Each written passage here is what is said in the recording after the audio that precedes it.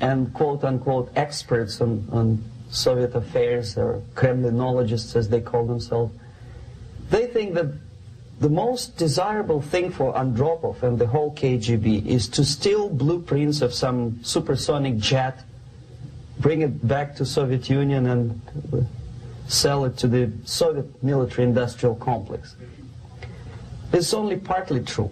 If we take the whole time, money, and manpower that the Soviet Union and KGB in particular spends outside of USSR border, we will discover, of course there are no official statistics unlike with CIA or FBI, that the espionage as such occupies only 10 to 15% of money, time, and manpower. 15% of the activity of KGB. The rest, 85%, is always subversion. And unlike a dictionary of English, Oxford Dictionary, subversion in Soviet terminology means always a destructive, aggressive activity aimed to destroy the country, nation, or geographical area of your enemy. So there's no romantics in there, absolutely. No blowing up bridges, no microfilms in Coca-Cola cans, nothing of that sort. No James Bond nonsense. It's most of this activity is overt, legitimate, and easily observable if you give yourself time and trouble to observe it. But according to the law and law enforcement systems of the Western civilization, it's not a crime. Exactly because of misconception, manipulation of terms. We think that subverter is a person who is going to blow up our beautiful bridges. No. Subverter is a student who comes for exchange, a diplomat, an actor, an artist, a journalist like myself was 10 years ago. Now, subversion is an activity which is a two-way traffic. You cannot subvert an enemy which doesn't want to be subverted. If you know history of Japan, for example, before 20th century, Japan was a closed society. The moment a foreign boat comes to the shores of Japan, the Imperial Japanese Army politely tells them to get lost. And if American salesman comes to the shore of Japan, let's say 60 or 70 years from now back, and says, oh, I have a very beautiful vacuum cleaner for you, with the good financing, he says, please leave us, we don't need your vacuum cleaner. If they don't leave, they shoot them to preserve their culture, ideology, traditions, values intact. You were not able to subvert Japan. You cannot subvert Soviet Union because the borders are closed. The media is censored by the government. The population is controlled by the KGB and internal police. With all the beautiful glossy pictures of Time magazine and Magazine America, which is published by the American embassy in Moscow, you cannot subvert Soviet citizens because the magazine never reaches Soviet citizens. It's collected from the newsstands and thrown to garbage can. Subversion can be only successful when the initiator, the actor, the agent of subversion has a responsive target. It's a two-way traffic. United States is a receptive target of subversion.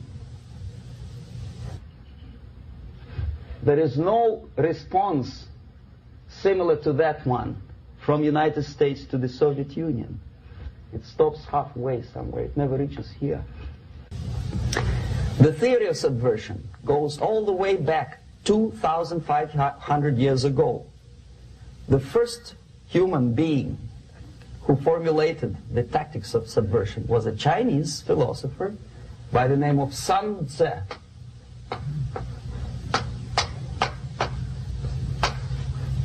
2,500 years BC. He was an advisor for several imperial courts in ancient China. And he said, after long meditation, that to implement state policy in a warlike manner, it's the most counterproductive, barbaric, and inefficient to fight on a battlefield. You know that war is continuation of state policy, right? So if you want successfully to implement your state policy and you start fighting, this is the most idiotic way to do it. The highest art of warfare is not to fight at all, but to subvert anything of value in the country of your enemy, until such time that the perception of reality of your enemy is screwed up to such an extent that he does not perceive you as an enemy, and that your system, your civilization, and your ambitions look to your enemy as an alternative, if not desirable, then at least feasible. Better red than dead. That's the ultimate purpose, the final stage of subversion, after which you can simply take your enemy without a single shot being fired, if the subversion is successful. This is basically what subversion is. As you see, not a single mentioning of blowing up bridges. Of course, Sun Tzu didn't know about blowing up bridges. Maybe there were not that many bridges at that time. But the basics of subversion is being taught to every student of KGB school in USSR and to officers of military academies. I'm not sure if the same author is included in the list of reading for American officers, to say nothing about ordinary students of political science. I had difficulty to find the translation of Sun Tzu in the library of a university in Toronto and later on here in Los Angeles. But it's a book which is not available. It is forced to every student in USSR. Every student who is taught to be dealing further in his future career with foreigners. What subversion is? Basically, it consists of 4 periods, time-wise. If we start from here and go this way, time, right? This is the beginning point. The first stage of subversion is the process which is called, basically, demoralization. It says for itself what it is.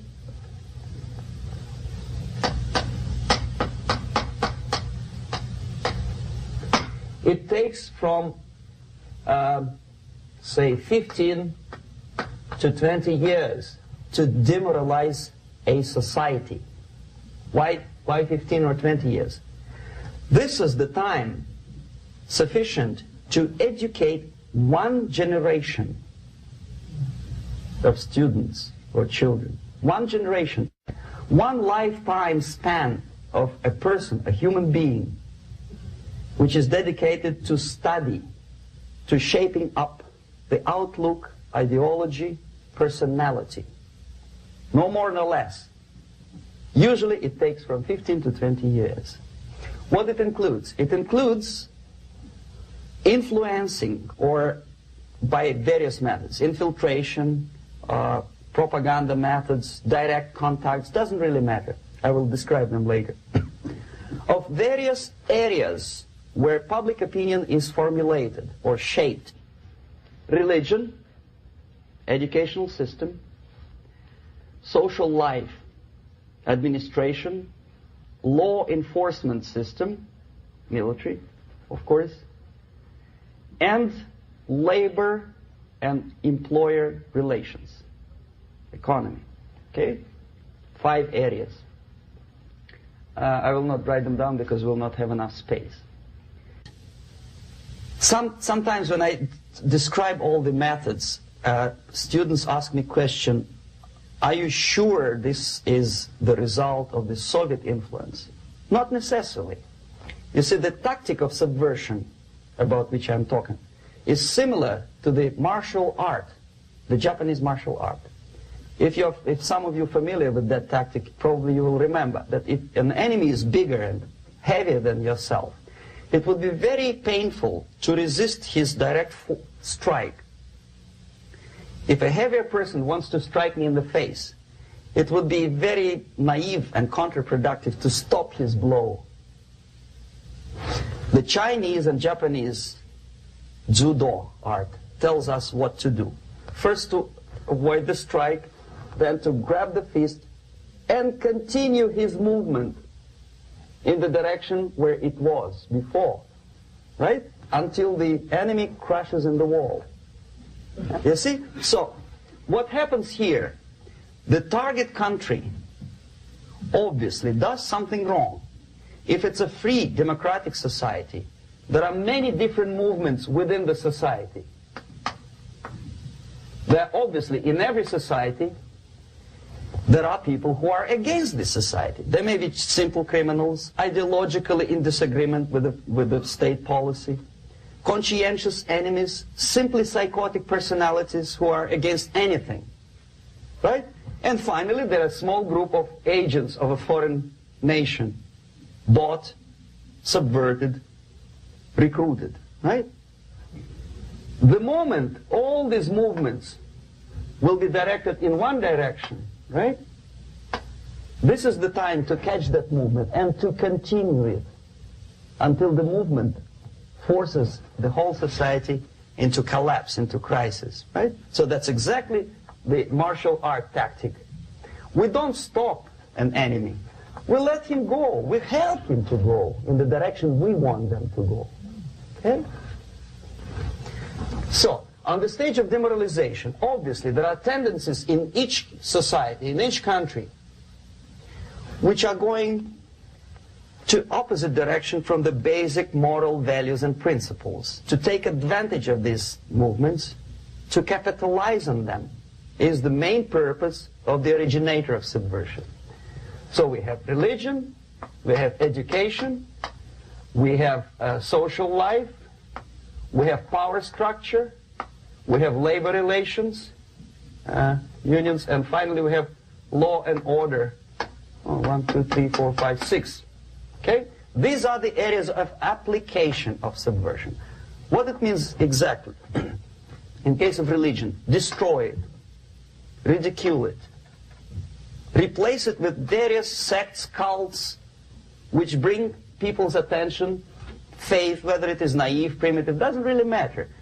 As long as the basically accepted religious dogma is being slowly eroded and taken away from the supreme purpose of religion, to keep people in touch with the supreme being, that serves the purpose. Therefore, replace it, accepted, respected religious organizations with fake organizations. Distract people's attention from the real faith and attract them to various different faiths. Education. Distract them from learning something which is constructive, pragmatic, efficient.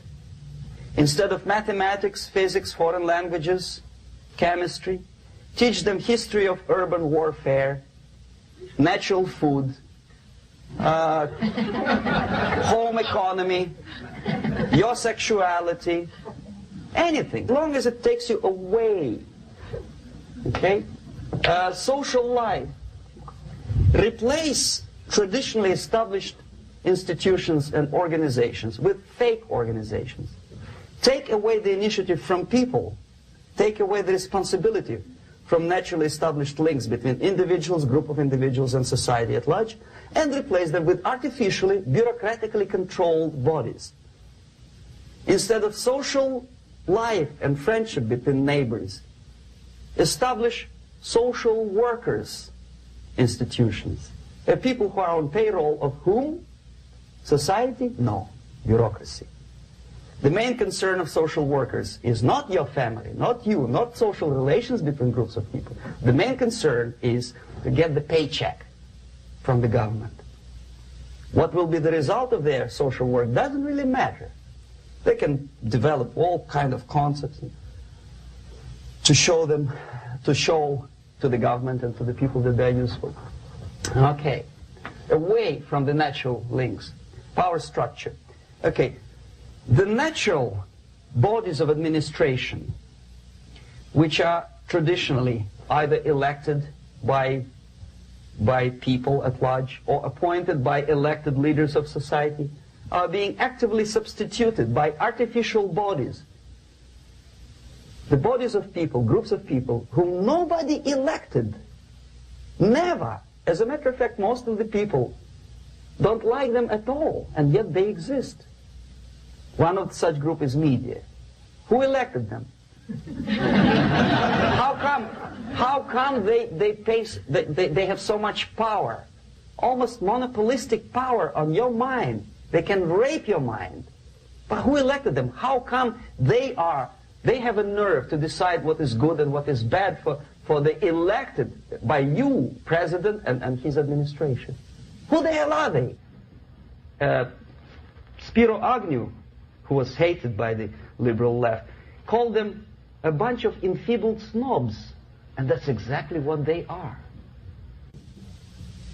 They think they know. They don't. The level of mediocrity in a big establishment like New York Times, Los Angeles Times, major television network, you don't have to be excellent journalist. You have to be exactly a mediocre journalist. That's easier to survive. There's no competition anymore. You have your good, nice income, $100,000 a year. That's it. Whether you are better or worse doesn't really matter anymore. As soon as you're smiling to the camera and do your job.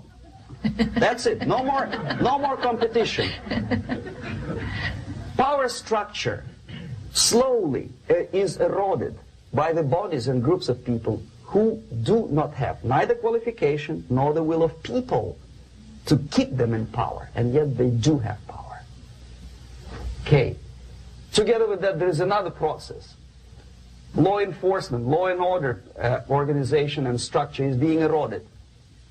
For the last 20, 25 years, if you see old movies and new movies, you can see that in new movies, a policeman, an officer of the United States Army looks dumb, angry, psychotic, paranoid. A criminal looks nice, kind of, well, he smokes hash and shoots the whatever drug, but basically he's a nice human being. He's creative. And he's unproductive only because society oppresses him.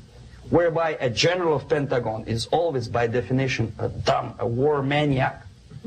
A policeman is a pig, rude policeman. He abuses his power. No? A generalization like that. The hatred, the mistrust to the people who are supposed to protect you and enforce law and order. Moral relativity. The Angelo Buono process lasted 2 years in Los Angeles. And yet there are still some lawyers who say, look, he's a nice character, as a matter of fact.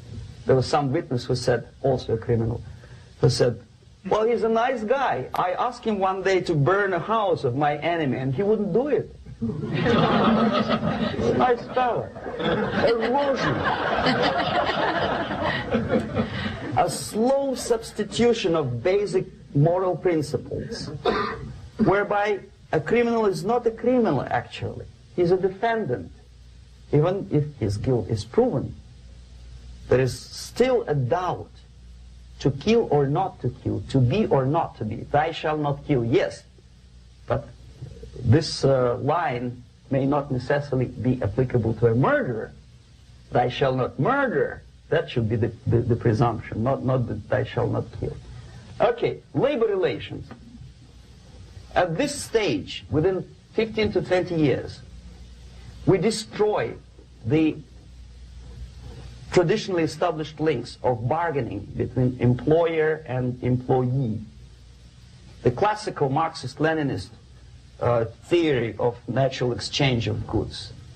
A person A has 5 sacks of grain and person B has 5 pairs of shoes.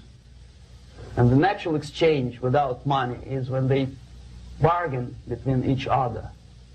And only with the introduction of the third force, C, an entirely third foreign stranger who says, no, don't give him 5 sacks of grain, give it to me, and you give me your 5 pairs of shoes, and I will distribute it accordingly, so that the economy will go. This is the death of natural exchange, and death of natural bargaining. Well, trade unions were established 100 years ago. The objective was to improve working conditions and to protect the rights of workers from those employers who were abusing their right because they had more money. Objectively, at that time, initially, the trade union movement did work.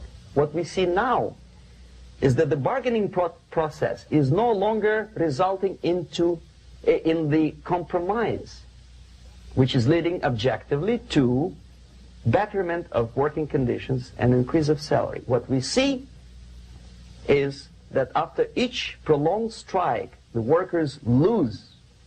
Even if they have 10% increase of their salaries, they cannot catch up due to inflation and due to missed time. More than that, millions of people suffer from that strike because economy now is interdependent. It's intertwined like one body. If previously steel workers, say 100 years ago, could strike and nobody would suffer, now it's impossible anymore. If a garbage collector strikes today, the rest of the multi-million city is stinking. I mean, there's no more service. In Quebec, for example, we had the electricians who were on strike in the middle of winter.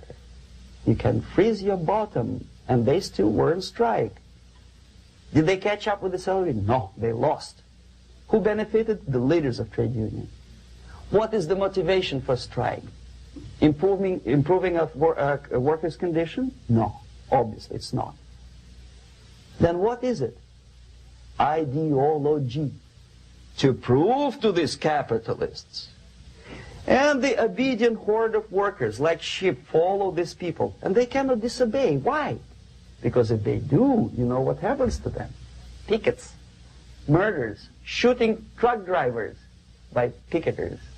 In Montreal, for example, I saw with my own eyes when I was correspondent of CBC International, Canadian Broadcasting Corporation, when the workers of aircraft factory destroyed computers and the equipment in the factory. And the administration employed strike breakers. Their cars were turned upside down and burned. Their houses were burned. Their kids were intimidated. And some victims were there. Of that you can be sure. Why? To improve conditions of workers? No. Ideology. Okay, so this is what happens basically. It may or may not happen without the help of the Soviet Union. But the natural tendencies are being greatly taken advantage of and capitalized by the Soviet propaganda systems. How? Whenever trade union strikes, we have influx of propaganda, mass media, ideological dissemination. The workers' right, and we repeat it like parrots. Yes, workers' right. Whose rights? Workers? No. The only freedom of worker to sell his labor according to his own desire and will is taken away from him. By whom? By trade union boss. Unlimited power is given. Responsibility. I want to sell my labor not for $2.50 an hour, but for $2. I don't have right. My freedom is denied to me. I know that if I sell my work for $2 an hour, not for $3 an hour, I will compete better with the other guy who is lazy and more greedy. I don't need $3. I need only $2.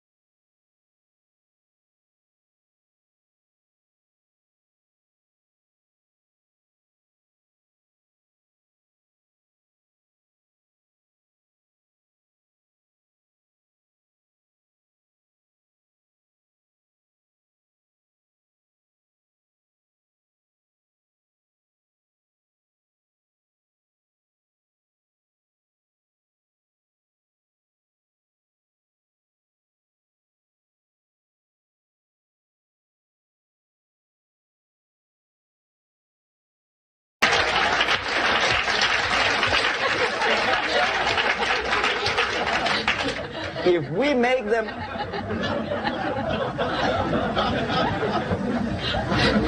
If we make them equal by force, if we put the principle of equality in the basis of our socio-political structure, it's the same thing as building a house on sand. Sooner or later it will collapse, and that's exactly what happens. And we, as Soviet propaganda makers, are trying to push you in the direction which you go yourself. Equality, yes, equality. People are equal. Land of equal opportunities. Is it true or not? Think about it. Equal opportunities. Should there be equal opportunities? For me, and for a lazy bastard who come here from some other country and immediately registers as a welfare recipient benefits? I never received a single dollar. No, sorry, I did receive once. But I never applied for welfare. For the 13 years, I took any job. Security guard, journalist, taxi driver, anything. Well, I was restless, but some people don't like it. They immediately... So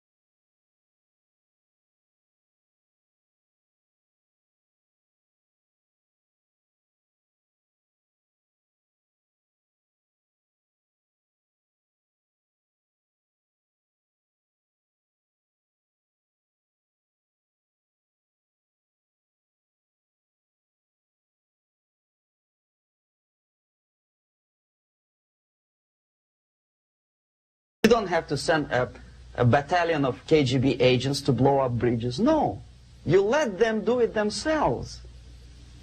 The area of application is, again, it's narrower now. not like the previous case. The overt legitimate actions of the KGB in this case would be hardly noticeable. There is no crime if a professor who recently went to USSR introduces a course of Marxism-Leninism in a Californian college, for example. Nobody is going to come to his doorstep and say, okay, mister, come, you're under arrest. No, it's not a crime. It's not even considered a moral crime against your country. So the area of application here is narrowing down to economy, again, labor relations, right? To law and order, plus military. And economy, law and order. Yes, and again the media, but wider scope, a little bit different. I'll explain it later. Okay, basically 3 areas. Economy. The radicalization of bargaining process.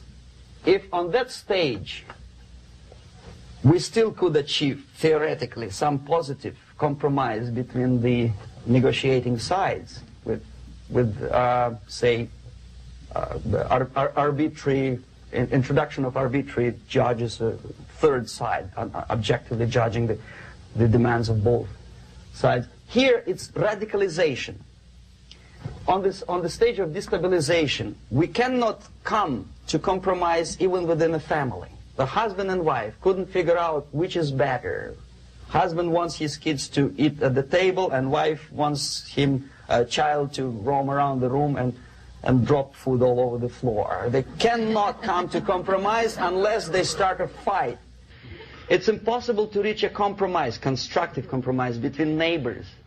Some people say, I don't like you to watering your lawn at that time because exactly at that time I'm walking my dog and he's getting nervous. He cannot pass his bowels, you know. So they cannot compromise. They go to a civil court or something like that. Radicalization of human relations. No more compromise. Fight, fight, fight. The normal, traditionally accepted relations are destabilized. The relations between teachers and students in schools and colleges. Fight. The relations in economical sphere between laborers and employers are further radicalized. No more acceptance of the legitimacy of demands of workers. Unlike Japanese, with the Theory Z, if you ever heard about it, where the workers are involved in the decision-making process, therefore they don't have moral incentive to fight their bosses. In the United States, it's just the opposite. The harder is the fight, the better. The more heroic they look. When the Greyhound network was on strike recently, the correspondents of local TV networks all over the United States were approaching these strikers, and they say, oh yes, we are doing something nice. They look like heroes and they were proud. There was some family, the husband was bus driver. Now they decided in a protest against the bosses to camp somewhere in the forest. And they were presented to the audience as a heroic, nice people. You see? The violent clashes between passengers, picketers, and the strikers are presented as something normal.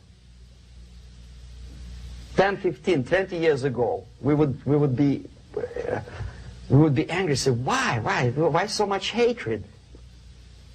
Today we are not. We say, well, it's commonplace. Radicalization, militarization sometimes. As I explained on that stage, I took a step a little bit further. Shooting people. Okay, law and order now also is pushed into the area where previously people settled their differences peacefully and legitimately. Now we are getting with this court cases in the smallest irrelevant cases. We cannot solve our problems anymore. The society at large becomes more and more antagonistic between individuals, between groups of individuals, and the society at large. The media puts himself in the opposition to the society in general, at large. Separate, alienated. Okay? On that stage, you remember I was talking a couple of hours ago about the sleepers. That's when the students from, say, United States, if they are trained in Lumumba University, or developing nations, that's the students I was dealing with, are being sent back from the Soviet Union here. Or if they were already in the United States, in the country which is the object of subversion, they spring to action. The sleepers go up. They slept for 15 to 20 years. Now they become leaders of groups, preachers, I don't know, public figures. Prominently they actively include themselves in a political process. All of a sudden we see a homosexual. 15 years ago he did his dirty job and nobody cared. Now he makes it a political issue. He demands recognition, respect, human rights, and he rallies a large group of people. And there are violent clashes between him and police, his group and ordinary people, no matter what. It's black against white, yellows against green, doesn't matter where the division line goes. As long as this group come into antagonistic clash, sometimes militantly, sometimes with firearms, that is destabilization process. The sleepers, many of whom are simply KGB agents, become leaders of the process of destabilization. Doesn't mean that Comrade Andropov sends Comrade Ivanov to the United States. The person who takes care is already here. He is a respected citizen of the United States. Sometimes he gets money from various foundations for his legitimate struggle for, I don't know, human rights, women's rights, kid lib, prison lib, whatever. There are sympathetic Americans who donate their money to him. Destabilization process usually leads directly to the process of crisis. In case of developing nations, that's the area where I was active. The process starts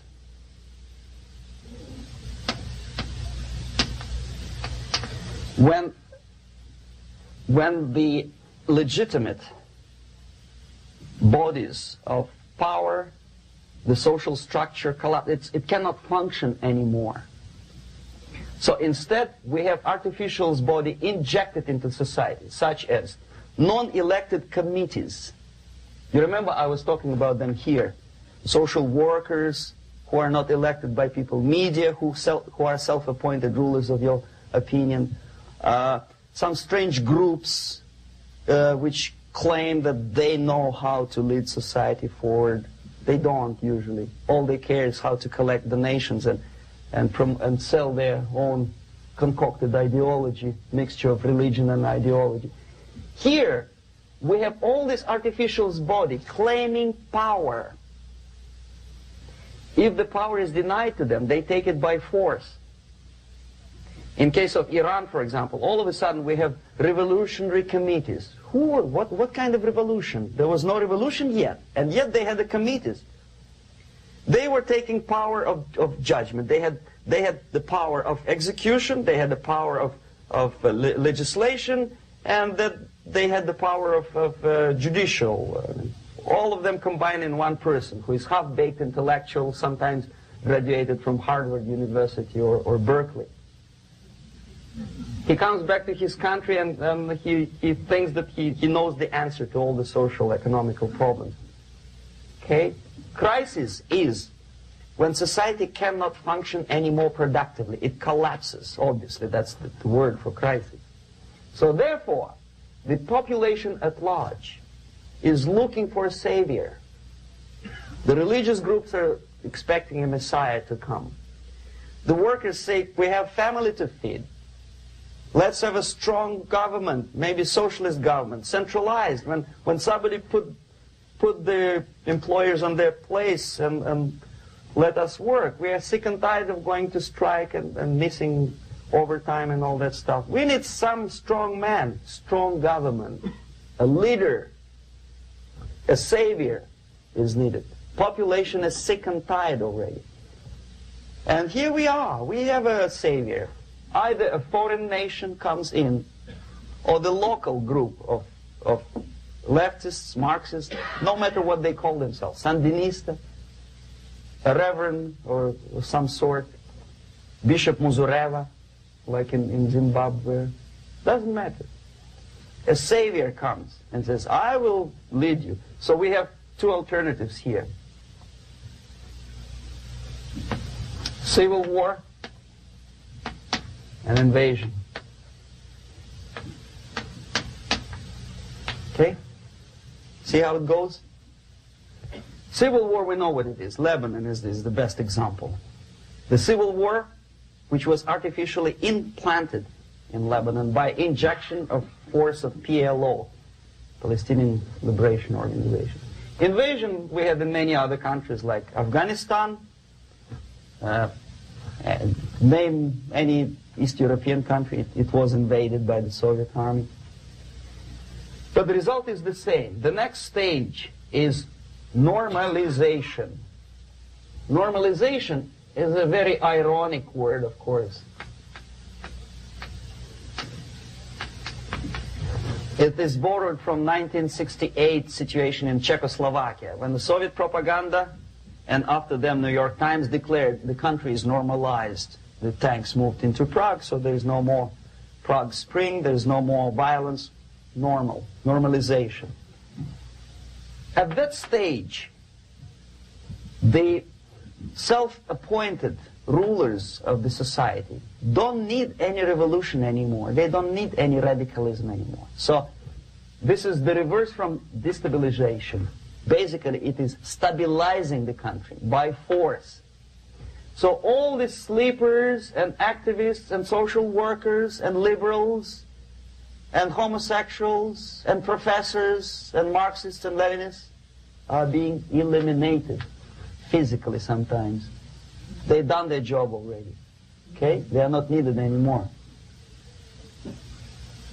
The new rulers need stability to exploit the nation, to exploit the country, to take advantages of the victory. Okay? So no more revolutionaries, please. And that's exactly what happens in a number of countries. You remember Bangladesh? This is the crisis in which I was instrumental. First they had Mujibur Rahman. In 1971, he was the leader of People's Party, Awami League, with mustache like Stalin. He was in Russia many times. In 5 years, he was shot by his former colleagues, Marxists. He fulfilled his function. In Afghanistan, it happened 3 times. First there was Taraki, then there was Amin, now there's Babrak Karmal. They killed each other successively, one after another.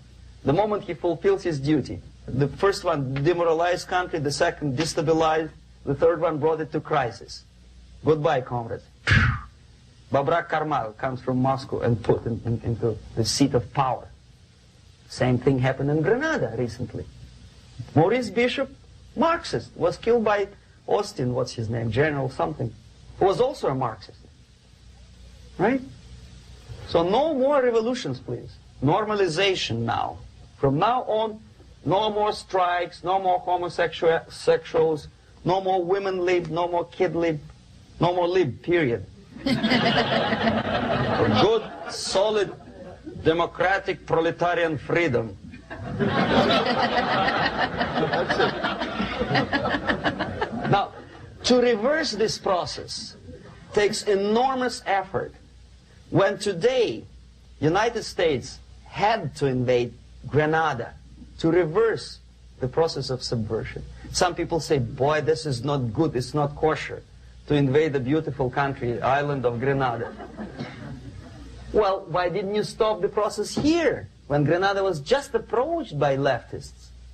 Why not to prevent Maurice Bishop to come in power in the first place? Did Grenadians want him? Very questionable. They didn't know who was Maurice Bishop in the first place. He came to power by coup d'etat himself. Okay? No, we let the situation develop further and further and further until the crisis and normalization very soon And then the United States decided to invade country, discovering that the country was absolutely a military base for the Soviet Union. Of course it's a drastic measure. Of course it's a pity that Marine Corps had to lose, what, 17 lives. Very bad. Why not to stop the process before it comes to crisis? Oh no, intellectuals will not let you. It's interference into domestic affairs. They're very careful not to let American administration to interfere in domestic affairs of Latin American countries. They don't mind Soviet Union interfere in these affairs. Okay. So to reverse this process from here, it takes only and always military force. No other force on earth can reverse this process at this point. At this point, it does not take military invasion of the United States Army. It takes strong action, like in Chile, a CIA covert involvement to prevent the savior from outside to come into power and to stabilize country before it erupts into civil war. Country before it erupts into civil war. Okay? Support the right-wing conservative forces. By money, by crooks or love, doesn't matter. Stabilize the country. Don't let the crisis develop into civil war or invasion. Oh no, your liberals will say it's against the law. The Congress will not appropriate money for covert actions of CIA. Why not? Should we wait till the normalization come and Soviet tanks land in Los Angeles airport? Now, at that point, at the point of destabilization, also the process could be reversed. Again, easily than this. No CIA involvement at this point. You know what it takes here? Restriction of some liberties for small groups which are self-declared enemies of the society. As simple as that. Oh no, the media and liberals will tell you this is against the American Constitution. How can we, by force, deny the civil rights to criminals, for example? It's not good. Okay? So we allow them to. Okay, if you allow the criminals to have civil rights, go on and bring the country to the crisis. This is a bloodless way to do. Curb the rights. I mean, not to put them in prison. No, I'm not talking about putting all the gays from San Francisco in the concentration camp. Do not allow them to take political force. Do not elect them to the seats of power, whether it is municipality level, state level, or federal level.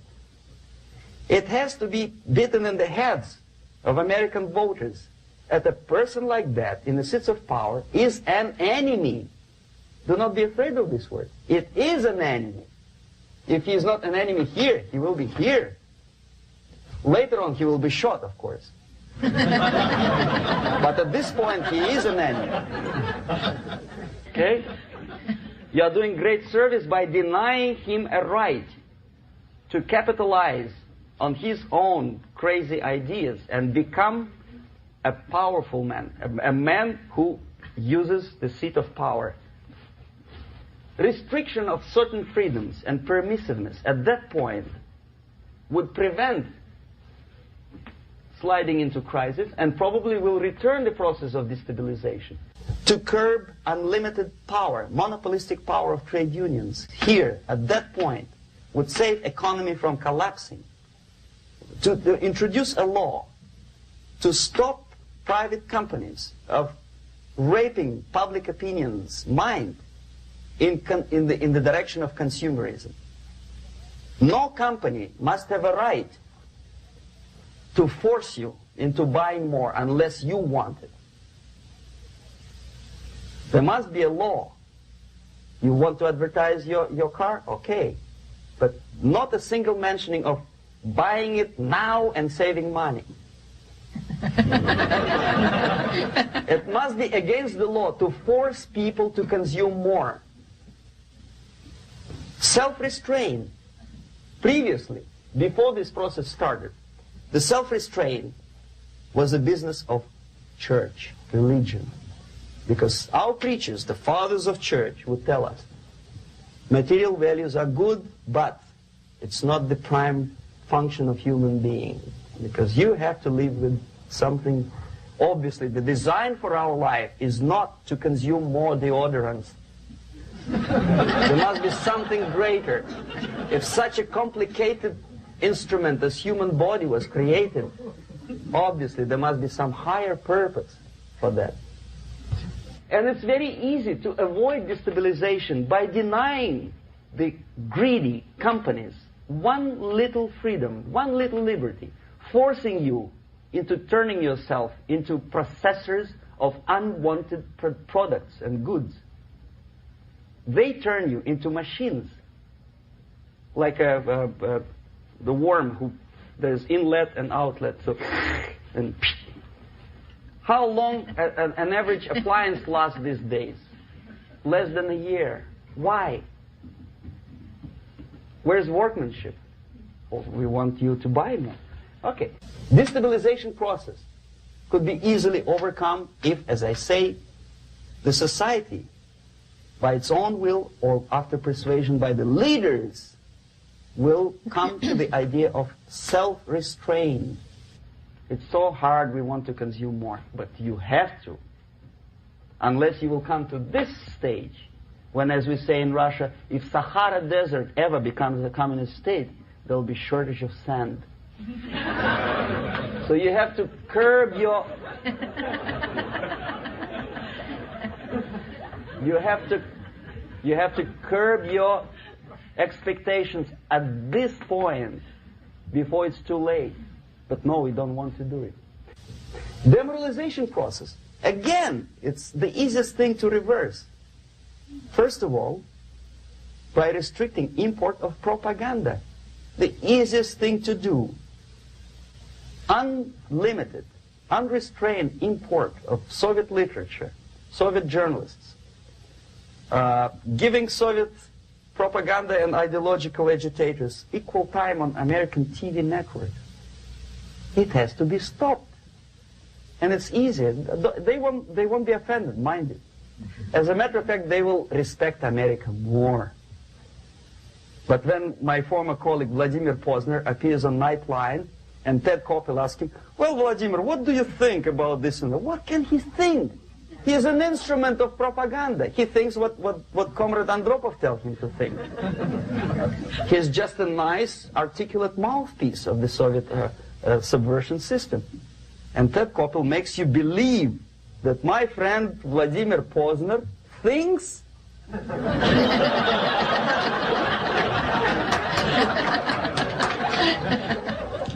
the process of demoralization may not have started at all if at that point the country, which is a recipient of subversion, actively, not violently, but actively, prevents importation of foreign ideology. I don't want America to follow the pattern of ancient Japan. You don't have to shoot every foreigner when it approaches the sacred borders of the United States. But when he offers you a junk in the disguise of very shiny something, you have to tell him, no, we have our own junk.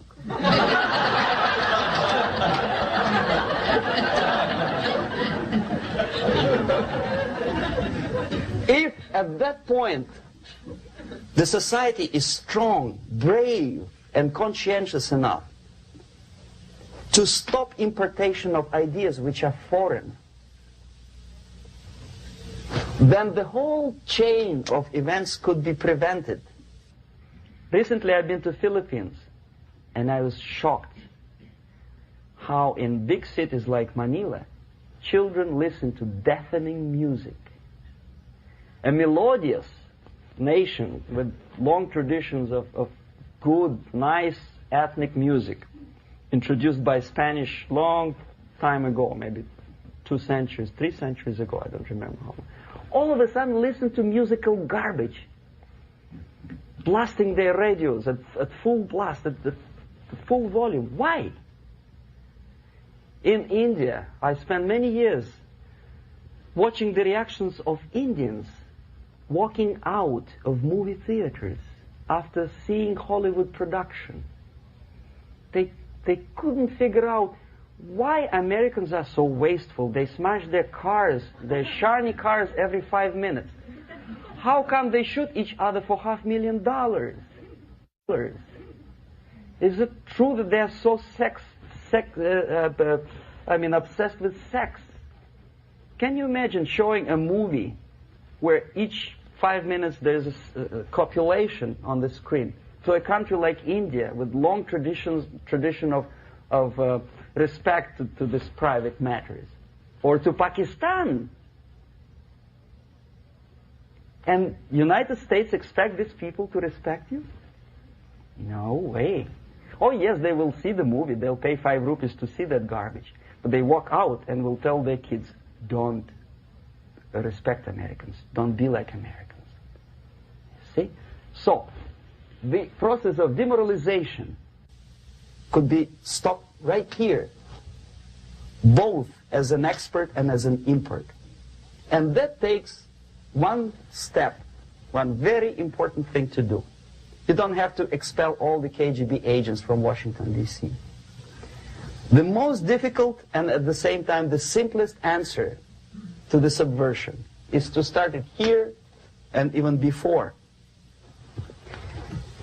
by bringing back the society to religion, something that you cannot touch and eat and put on yourself, but something that rules society and makes it move and preserve it. A Soviet scientist, Shafarevich, who has nothing to do with religion, he is a computer scientist, did a very intensive research on the history of socialist countries. He calls socialist or communist any country with a centralized economy and a pyramidal style of power structure. And he discovered, actually he didn't discover it, he just brought to attention of his readers, that civilizations like Mohenjo-Daro in the river Indus area, like Egypt, like Maya, Incas, like Babylonian culture, collapsed and disappeared from the surface of Earth. The moment they lost religion, as simple as that, they disintegrated. Nobody remembers about them anymore. Well, distantly. So, the ideas are moving society and keeping mankind as a society of human beings, intelligent, moral agents of God. The facts, the truth, the exact knowledge may not. All the sophisticated technology and computers will not prevent society from disintegrating and eventually dying out. Have you ever met a person who would sacrifice his life, freedom, for the truth like that? This is truth. I never met a person who said, this is truth and I'm ready to shoot me. To defend the truth. Right? But millions sacrifice their life, freedom, comfort, everything for things like God. Like Jesus Christ. It's an honor. Some martyrs in the Soviet concentration camp died. And they died in peace. Unlike those who shouted, "Long live Stalin," knowing perfectly well that he may not live long. Something which is not material moves society and helps it to survive. And the other way around. The moment we turn into 2 by 2 is 4 and make it a guiding principle of our life, our existence, we die. Even though this is true, and this we cannot prove. We only can feel and have faith in it. So the answer to ideological subversion, strangely enough, is very simple. You don't have to shoot people, you don't have to aim missiles and Pershings and cruise missiles at Andropov's headquarters. You simply have to have faith and prevent subversion. In other words, not to be a victim of subversion. Don't try to be a person who in judo is trying to smash your enemy and being caught by your hand. Don't strike like that. Strike with the power of your spirit and moral superiority. If you don't have that power, it's high time to develop it. And that's the only answer. That's it. Thank you.